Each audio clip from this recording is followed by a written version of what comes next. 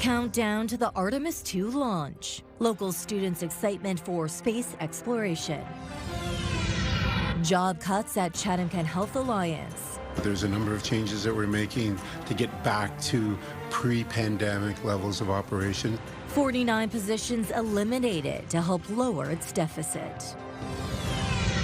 And future face of Chrysler. Stellantis unveils refreshed Windsor-built Chrysler Pacifica in the Big Apple.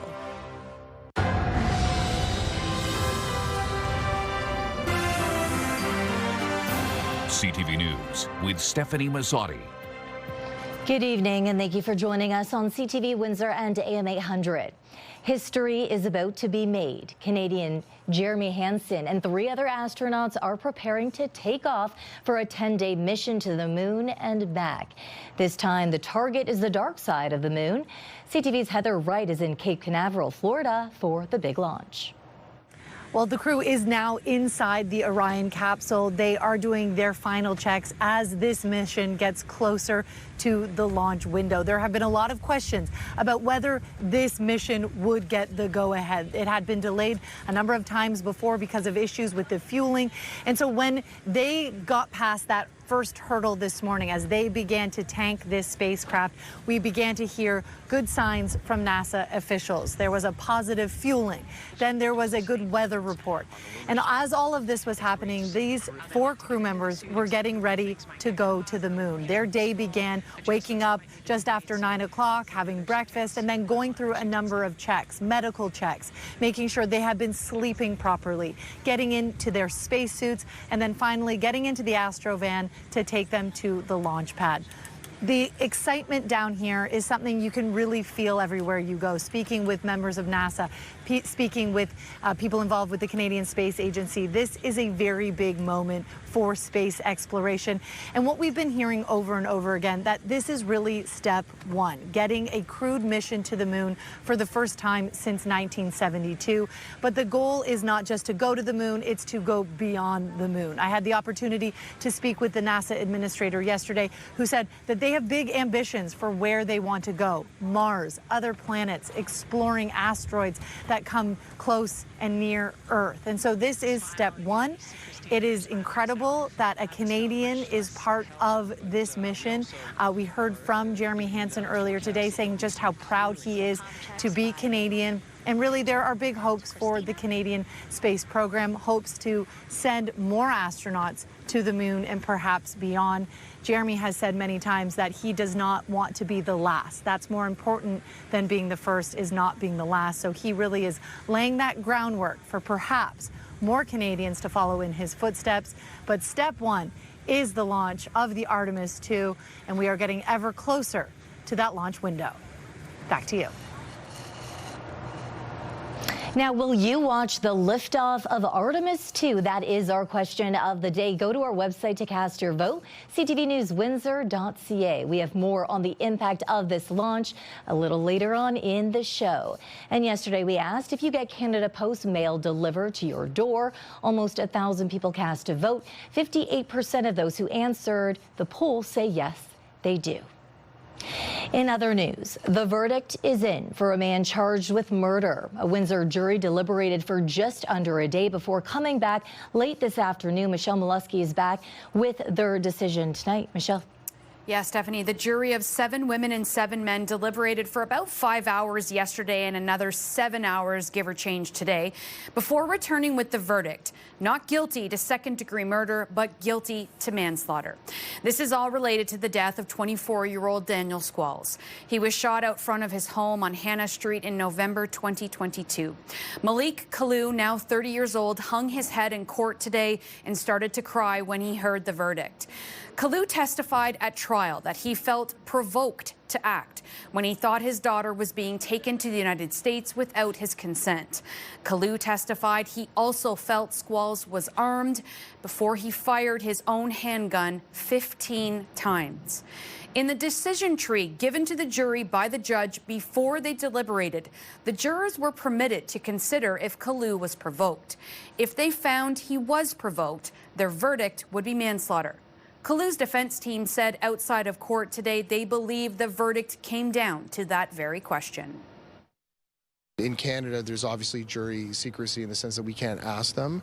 So I have no idea what the jury discussed or thought about. I can just say to you as a father myself, I found Mr. Kalu's testimony compelling, tragic, sad, in the same way that it's sad that Mr. Squalls isn't here anymore due to what happened on that day on November 28th, 2022. Immediately after the verdict, more than a dozen members of the Squalls family exited the courtroom. On their way out, two of them made comments directed at Kalu. One said he would never get out of jail, while another said, if you do something 15 times, it's not an accident. The judge asked them to refrain from commenting and then apologized to the jury, telling the jurors not to feel badly about how the Squalls family reacted today, that it's been an emotional time for them. Justice Maria Caracia reassured the jury. So, Stefanie, what happens now is a date for sentencing will now be set for Mr. Kalu, and then he will have a sentencing hearing. The Crown anticipates it will take at least a day. Okay, a tragic death, whether it was guilty of manslaughter or second-degree murder. Absolutely. Okay, Michelle Molesky, thank you for this. You're welcome. A wrong turn by a U.S. citizen led to the seizure of 2 firearms and marijuana products at the Windsor-Detroit tunnel. The U.S. Customs and Border Protection Detroit Field Office says the incident happened March 15th. The firearms and drugs were seized and the individual was later released. The agency is reminding travelers proper documentation is required for firearms to cross the border, and marijuana remains illegal under U.S. federal law. Windsor police have arrested a 20-year-old man in connection with an armed robbery. Investigators say the suspect pulled a knife on a resident on Tuscarora Street, demanding a wallet, then forced the victim to withdraw more cash from an ATM. Police later identified and arrested Jaden Prince Hayes. He now faces charges including robbery, extortion, and weapons offenses. Chatham-Kent Health Alliance is cutting dozens of positions as it works to tackle a multi-million-dollar deficit. Hospital officials say the move is part of a post-pandemic reset. CTV's Chris Campbell has been following this and joins us now in studio with more. Chris. Yes, Stefanie, the Chatham-Kent Health Alliance says it needs to make tough decisions to get its finances under control, announcing plans to eliminate 49 positions. But while hospital leadership says patient care won't be affected, the union tells a different story. The Chatham-Kent Health Alliance says it's facing a deficit of roughly $5 million, and with labor costs making up about 70% of its budget, staff reductions are part of the solution. We can't continue to sustain health care with a $5 million deficit. So we do need to look at the positions in the organization, what we can do to reduce those, to reduce our expenses. The cuts include 27 full-time positions from the hospital's float pool, staff who fill in for vacant shifts, along with 5 additional full-time and 17 part-time roles elsewhere. It is post-pandemic planning. That's exactly what it is. It's there's a number of changes that we're making to get back to pre-pandemic levels of operations, and this is part of that. CK Health Alliance President and CEO Adam Topp says vacancy rates have dropped significantly since COVID-19, meaning the hospital no longer needs as many float staff. He also insists patients won't see an impact. This will not have an impact on wait times, and does not affect our programs. But Unifor Local 2458 says frontline workers are already stretched and warns these cuts could make things worse. It seems that we're heading backwards instead of forwards in our healthcare system. And again, these will have the direct impact of patient care every day on the units. The union says full-time nursing, personal support worker, and clerk positions are among those being eliminated, calling the move both shocking and disappointing. So when we're taking that staff away, the ones that are still on the unit will probably end up working short daily. Hospital officials say they'll try to avoid layoffs through attrition and redeployment, but acknowledge there are no guarantees. They add the changes will roll out over the next 6 months. CKHA says it's one of about 100 hospitals across Ontario currently projecting a deficit and expects more changes could be needed moving forward. Stefanie? Okay, Chris Campbell tonight. And job cuts are also part of St. Clair College's 2026-27 budget as it works to reduce a large projected deficit as well. Officials say staffing reductions, including voluntary exits, fewer part-time teaching hours, and unfilled support positions are helping bring the shortfall down to $5.5 million from about $6.5 million last year. Revenues have dropped 15%, driven by a sharp decline in international enrollment. But higher provincial operating grants are helping offset some losses, while salaries and benefits are expected to fall by more than $11 million. The board has also approved a $500,000 capital plan for upgrades to accessibility, security, and campus equipment. Let's take a quick break now. CTV meteorologist Gary Archibald joins us now with a first look at weather and rain. More rain is on the way. You're right about that. Good evening, Stephanie. Good evening, folks. A conveyor belt, a line, a stream of active weather drapes right across the lower Great Lakes this hour. Some embedded thunderstorm potential is there, but I think thunderstorms will be more of a story for tomorrow. We're still gray and windy, cooler than yesterday, which was balmy. And it looks like we could be stormy for the Easter holiday weekend, Good Friday right through to Easter Sunday at the very least. I'll break down the complete forecast, but a heads up that next week is going to be cooler than seasonal. That's coming up shortly. For now, I'll send it back to you at the desk. U.S. President Donald Trump is unhappy with this country's Buy Canadian policy. The Americans calling it a trade irritant. Here's CTV's senior political correspondent, Michael Couture. The country's iconic symbol of democracy will soon be protected by Canadian steel. During the next phase of renovations, the Peace Tower will be encased by steel scaffolding from Hamilton-based Walters Inc. But it may not have happened if not for the Buy Canadian provision. It would have been more difficult, and the chances are that much of the material, at least the raw material, would have come from the United States as opposed to from Canada. As of December of last year, the government mandated that publicly funded infrastructure projects should prioritize Canadian workers and industries. Even though the U.S. has a similar provision, the American Trade Representative cited Canada's version as a trade irritant. The Minister for Canada-U.S. Trade downplayed the list of irritants, saying talks are continuing. There was a high-level meeting this week in Washington between senior officials from Canada and the United States to discuss these and other issues. So none of this is surprising to us. The removal of American liquor off many provincial store shelves is also on the list of irritants, as is Canada's Online Streaming Act and the Supply Management System, which restricts the import of American dairy, poultry, and eggs into this country. Meantime, Mexico is seemingly further ahead in trade negotiations with the U.S., engaging in technical discussions with the Americans. I think the Canadian government is stalling for time. They think that Trump, my guess is they think Trump is weak. They want to sort of see if they can get this deferred into the midterms. Minister LeBlanc says he'll continue to speak regularly with his American counterparts about the Kuzma review, even as the deadline to decide the deal's fate is just 3 months away. Mike Couture, CTV News, Ottawa. After a 5-cent price increase in gas prices in Windsor today, GasWizard.ca is predicting another 2-cent jump on fuel tomorrow. But good news for diesel users. That will continue to fall. Thursday, regular gas is forecasted to jump to $182.9, premium to $12.9, and diesel will fall 7 cents per liter, bringing the average to $220.9. High fuel prices are driving up prices in other areas. As the cost of shipping goes up, so does the cost of all of those goods being shipped. And that's trickling down to you at the checkout counter. I am worried that if this continues, I can't take care of my family. Grocer David Lee Wen says the surge in gas prices has already increased costs at his store by about 5%. He says independent grocers can only absorb so much, then prices have to go up. The Canadian Federation of Independent Grocers says shoppers should brace for higher prices.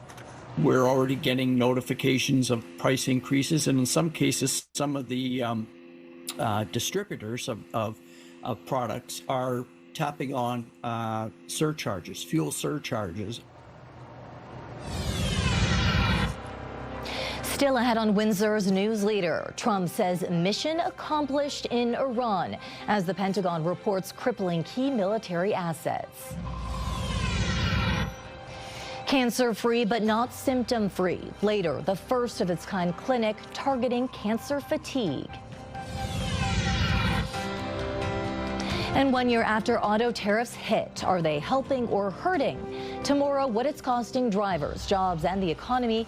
That's tomorrow at 6 on CTV News.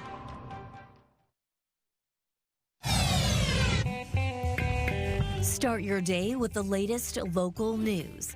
By signing up for our newsletter, you'll get direct local content straight from CTV Windsor to your inbox, including top stories, the forecast, and videos. You can sign up at ctvnewswindsor.ca.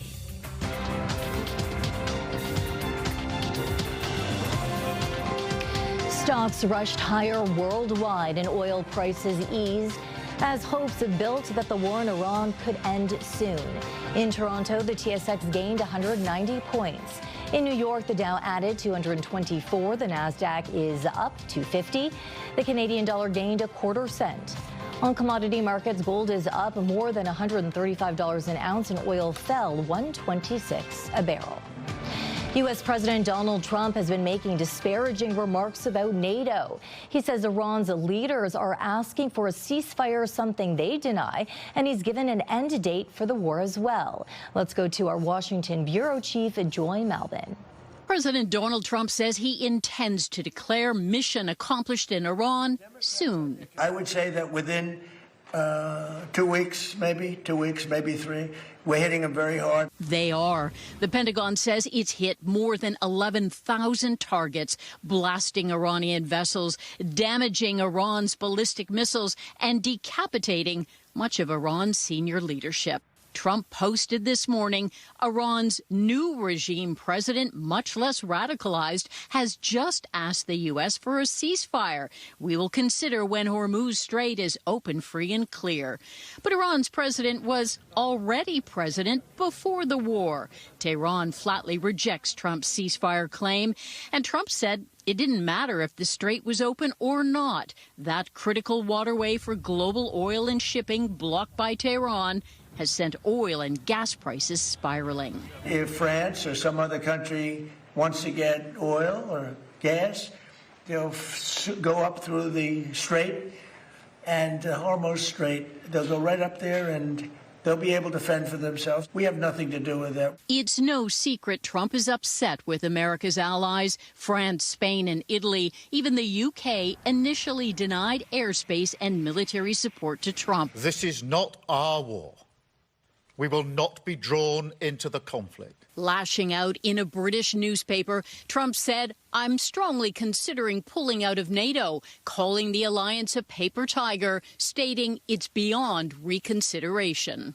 We are going to have to re-examine whether or not this alliance that has served this country well for a while is still serving that purpose, or has it now become a one-way street? If Trump tried to pull out of NATO, he'd trigger a congressional and likely constitutional battle. The president telling Reuters he plans to criticize NATO tonight in his speech to the nation.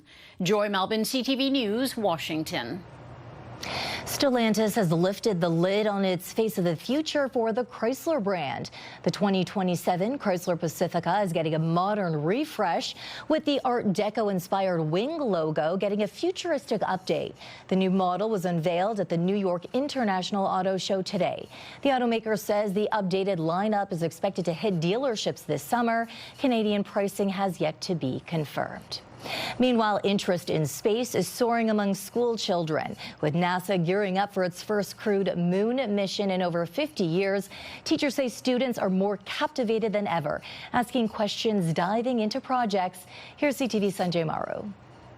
Who was the first space tourist? Katy Perry. Katy Perry. The first ever? Oh, no, not the first ever. The topic of space exploration is a core part of Ontario's grade 6 curriculum. But as NASA prepares for its first crewed moon mission in more than 50 years, teachers say space is capturing students' attention like never before. It seems to be one of the kids' favorite topics in science, so I just like to make it fun. We do art projects, we do all kinds of things with space, so it's exciting. And that excitement, which radiates off of Dougal Public School teacher Heather Wakeman, is resonating with her students. I want to see the Canadian guy, Jeremy Hansen. I love to go and see the moon. I mean, it's been 50 years. Like, that's pretty crazy to think about. 50 years. Just be researching on it of what the recent updates. How long is it gonna take to come back to Earth? How's the spacecraft accelerating in space? At Mount Carmel Catholic Elementary, 6th graders have been working on projects about space exploration ahead of the Artemis II launch. I'm really looking forward to this one because they're going to go around the moon, but then next year they're going to actually land on the moon, and that's amazing. I can only imagine what it'll mean to a kid of today to know that Canadians can go all the way to the moon. The excitement also reflects Canada's growing role in space, a country that Western University PhD candidate Jack Hostrower says has long punched above its weight through innovation and collaboration. And now with Artemis, that momentum could help lay the groundwork toward endless potential. I think this is the first step in Artemis II toward building a foundation of exploration that will one day include, a research station on the moon, and then years and years and years down the road will include exploration of further places like Mars. Sanjay Maru, CTV News. And we are seconds away from the launch of the Artemis II. We go live now to Cape Canaveral with the latest on the launch.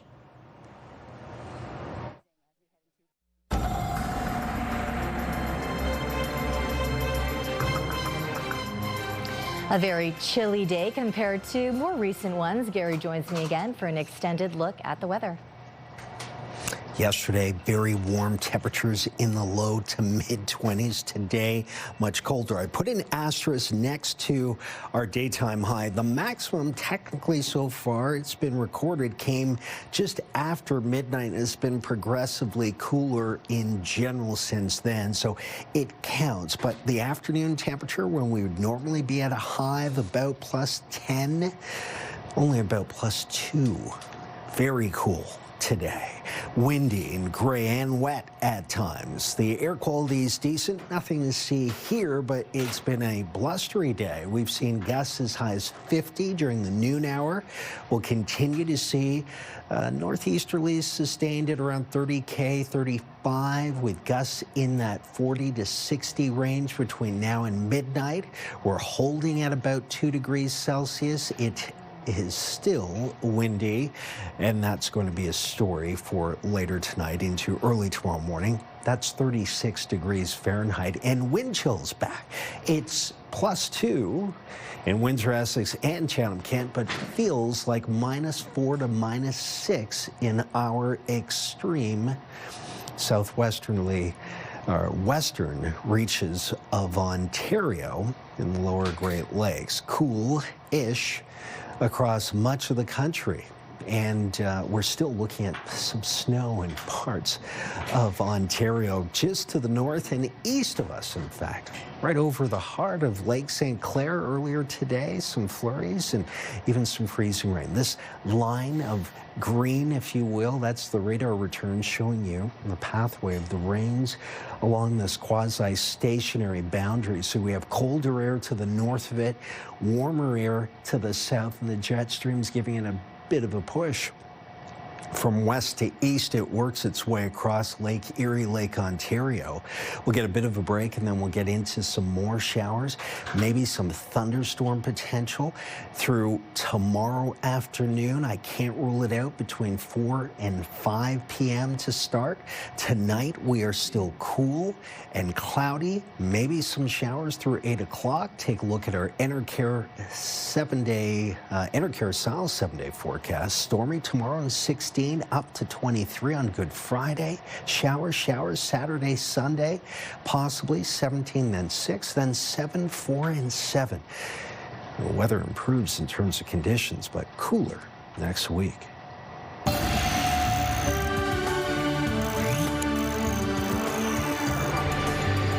More than 90% of people living with or after cancer experience cancer-related fatigue. But until recently, there were no clinics specializing in this problem. CTV's Pauline Chan visited the first of its kind clinic in Canada. Angela Davis-Whitty was diagnosed with breast cancer in 2022 and was treated with surgery, chemotherapy, and radiation. But she struggled to return to her job as a police officer in Kirkland Lake. I am cancer-free, which I am very, very excited about. The side effects of the treatments have been very, very impactful on me. She says fatigue hits her from the moment she gets up in the morning. So I have like brain fog, joint pain, muscle aches, muscle spasms. I have chemo-induced neuropathy. But since coming to Cancer Fatigue Services, she's made progress and hopes to get back to work. I'm 100% hopeful. Scott Adams, founder of the clinic, says there are a multitude of factors that contribute to cancer fatigue. With looking at things like blood-based factors like anemia and immune dysfunction, hormone imbalances, behavioral factors like exercise intolerance. And so while the clinic is exercise-focused, it also connects clients with dietitians, psychosocial supports, and more in their home community. The clinic is physician-led, so most of our services are OHIP billable. Peter Linnaeus had 2 bouts of testicular cancer in his mid-20s, and he couldn't understand why fatigue continued to be a problem. It was very much that self-imposed sense of masculinity that I'm just going to barrel down and tough through it, not realizing that there was something actually happening. Why am I taking naps? I'm not even 30. Why has cancer fatigue not been recognized more widely? Adams says it's a complex condition, and busy cancer specialists may not have time to delve into it with individual patients, but that is changing. Many of the cancer centers do recommend routine screening for various cancer symptoms, including for fatigue. And then depending on the severity and the impact, discussing with patients about potential opportunities to address it. Cancer Fatigue Services is the only center of its kind in Canada. Patients can get referred to the clinic through their oncologist, a family physician, or a nurse practitioner. Pauline Chan, CTV News. Get ready for it. Super Thursday's coming up. We'll tell you which teams are playing and the implications of each game on the sidelines, coming right up.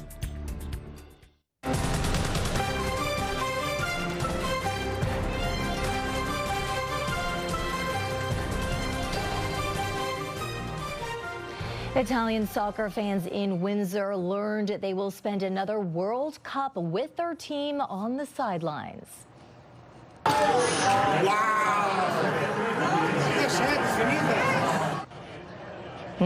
Sadness and disappointment for fans at the Caboto Club.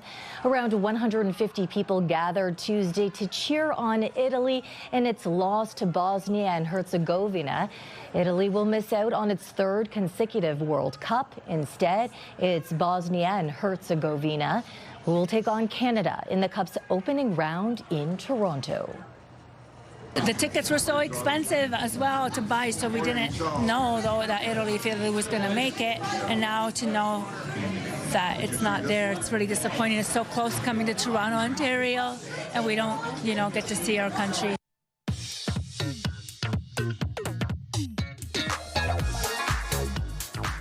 We're on the sidelines with Bob Belichico tonight. Now, playoff hockey, Bob, of course, is in full swing. The Spits eked out a win last night in Guelph. Yeah, they did. It's not the series I was expecting, but nonetheless, Windsor won 2-1, and it's the rookie that helped the Spits take a stranglehold on this first-round series matchup. Here come the Spitfires, looking for the first one. Lane opening up here, fired in there, they score. Tipped home. He shoots, he scores. Johnny on the spot. That's Johnny McLaughlin with the first of his 2 goals on the night. Joey Costanzo was the first star of the game.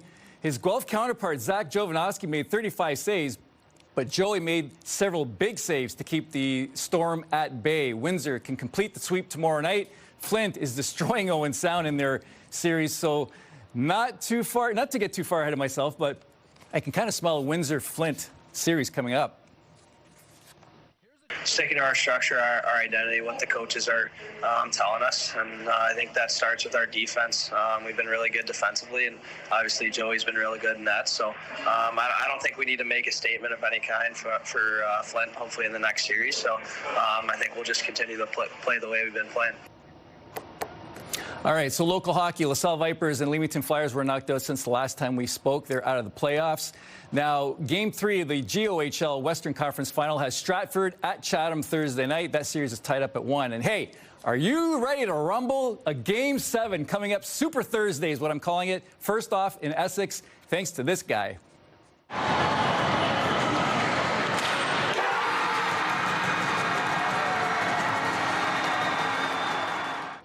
Chaos erupts at The Rock as Julian Gignac nets his second straight overtime winner. 2 games in a row this guy has notched an overtime winner. Lakeshore wins 3-2 last night to force a Game 7 in Essex against the 73s tomorrow night. The Canadians have overcome a 3-1 deficit in the series. I spoke with Gignac afterwards. We all want to win. I mean, we got 5 overagers in there that are battling every day. We blocked how many shots every night, so we don't quit. We've been down 3-2, 3-1. It's 3-3. Nothing's over yet, but we're looking to keep it going. I thought we got some bounces early in the series, and I thought they got some, later in the series. So, yeah, Thursday night, we'll see what happens. We'll be there ready to play. Wouldn't be right if it didn't go to 7, right? No. Okay, so it's been a while since we've talked about the Windsor Express. How are they doing? Well, they're doing okay. They just finished the regular season. Not in a good way, of course. The Windsor Express have lost 3 straight. Now, the worst part of this losing skid is 2 of those 3 came against the last place Lake Erie Jackals. Now, the Express finished the season with 13 wins, 13 losses, even Steven. The first place Titans finished with a 19-7 record. Head-to-head, KW won 5 of the 7 regular season meetings against Windsor. Obviously, even against KW, there were some games that we let slip away that could have won in our favor. So the series could easily be tied up, or they could be 1 game ahead of us. But just going into the playoffs, we know we're going to watch film just like they're going to do, and we're going to go in confident just like any other game. And St. Clair College getting some recognition from the NHL this week. They won a marketing competition. Yeah, this is pretty cool. The NHL held their annual hockey innovation competition in Ottawa, and St. Clair beat schools from all over North America. And just being able to talk to anyone in those kind of positions, because obviously that's my dream one day, to be in those kind of positions. So that was really awesome. A good moment for the group. Now, the group was comprised of 4 smart young ladies who called their project Reignite the Rink. Now, the pitch focused on retrofitting old arenas by capturing and redistributing waste from the heat and cooling system and integrating multi-use spaces and reconnecting communities through a digital platform to create year-round hubs. Now, Windsor Arena, of course, was a source of their inspiration. Being able to relate to our actual community on that level and share that with all of these industry leaders to show that we have that connection here in our community of Windsor was super cool for us. Now, former St. Clair Saints quarterback Matt Gannett is up for 3 Westby Awards: Football Player of the Year, Male Athlete of the Year, and the Mickey Reno Captain of the Year. Now, Gannett had some offers to play in Europe, but he wants to stay home and continue his journey to become a police officer. He'd also like to win at least 1 of the 3 for family reasons. Being nominated for 3 awards is definitely a humbling experience. I mean, it's a very honorable thing to be nominated for. My mom won the volunteer award, and I know she is honored to have that award. So if I could be up there with her, like, I would feel amazing. I probably say cool too much, but this is cool. 2 different sports, 1 shared goal. There are people in the community that are aiming to have a couple of sports become part of the Wexa family. I'm hoping that through this event, we prove the interest and the want for it.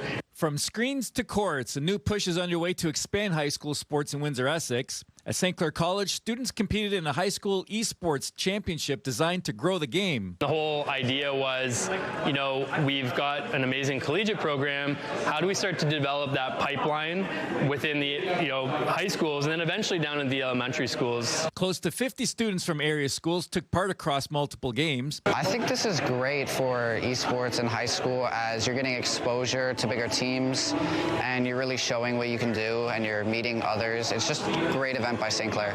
The hope is to make esports a WEXA-sanctioned sport one day. While sports are great, not everyone necessarily, have the same skills in sports. And I think esports fosters a different kind of environment that's really like future forward. At the other end of the playing field, we want to get these kids off their computers, off their phones. It's another sport we can put in the gym. Phil Milanis, a pickleball instructor at Pickleplex, has the same goal after seeing the success of this high school event last week. I think it is a big possibility that it could be a sport next year. If not a league, definitely tournaments. You know what I mean? Just to get kids involved more. That seems more realistic in the short term for both sports. According to WEXA, a sport only gets sanctioned under their governing body if it is recognized by the Ontario Federation of School Athletic Association, or OFSA. Bernie says there is a push from above that could help put esports on screens across the province. I don't think it's going to take a lot of time to develop like a really sanctioned body within Ontario, or within the local area. It just takes the right people that are going to lead the charge. Very interesting topic. Esports, and then you got somebody else saying, well, I want to get the kids off the computers, but yet both of them are trying to become WEXA-recognized sports. Very interesting. We're hearing that a lot. Get the kids off the screen. I mean, I personally agree with that. Pickleball is just exploding across the world. So many people are getting involved. Some people are getting obsessed with it. Yeah. But yeah, I love to see people on the court when they can. But on the flip side, for the esports, parents, grandparents showed up to this event at St. Clair College and were more than happy to cheer on their kids, the grandkids. Oh my goodness, it was really cool to watch. So these kids, that's their thing. That's what they like to do. They're not athletic, but it just challenges you in a different way. That's their skill set. That's their skill set. That's what they would love to become part of. Okay, Bob Belichico with On the Sidelines tonight. We'll be back after the break. This is your CTV Windsor, our community calendar. Step back in time to the Roaring 20s and join us for the Great Catsby Gala, a glamorous evening celebrating 100 years of caring at the Windsor-Essex County Humane Society. See you next time on Our Community.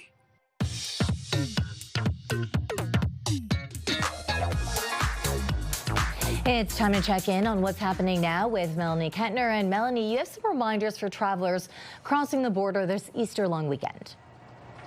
That's right. The Canada Border Services Agency has some essential tips for a smoother journey. First, have your travel documents ready for officers.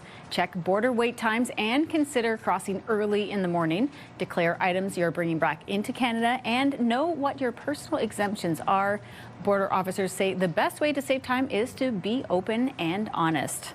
We've got more tips online at ctvnewswindsor.ca. And we also have an online story of note, Melanie, with statistics on how many people were reported missing in Windsor. Yeah, Windsor police reported more missing people in 2025, mainly driven by youth. The service responded to over 1,600 missing person reports in Windsor and Amherstburg in 2025, compared to just over 1,400 in 2024. Police say 75% of the cases last year involved young people. And in our social spotlight, take a look at the world's largest Cadbury mini egg. So it's 3 feet tall and about 120 pounds. The egg took 2 days to make and is filled with milk chocolate, complete with a crispy exterior. It was created to entertain visitors to the Cadbury World theme park in Birmingham, England. Looks delicious, Steph. Yeah, I'm a huge fan of mini eggs, and of course Easter is around the corner, so I'm assuming the Easter bunny is going to leave a few behind. For sure. I mean, I'd like to see a follow-up of what they're actually going to do with that. Who gets to crack it open? Oh, exactly. It'd be interesting.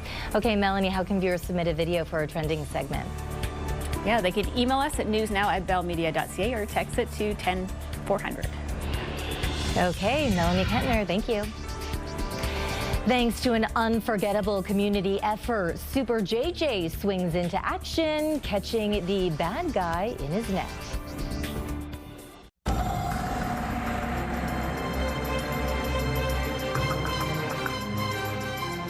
If you were outside today for an extended time, gloves were a must. Gloves, yeah. It was cold and windy. It continues to be quite blustery, Stephanie.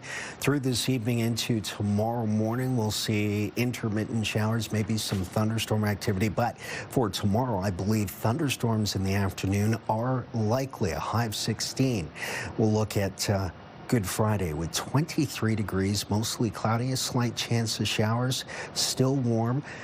17 and showers likely on Saturday, and then cooling off Sunday into Monday, Tuesday, Wednesday next week, Sunday through the midweek. Wednesday, the average temperature is closer to about +5, +6. So a big difference is coming. We're still unsettled and wet for the next few days. Okay, Gary, now have no fear.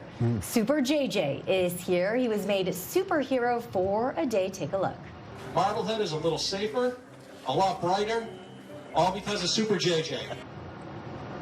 This 4-year-old Caped Crusader saved the day thanks to the Make-A-Wish Foundation and a big community effort.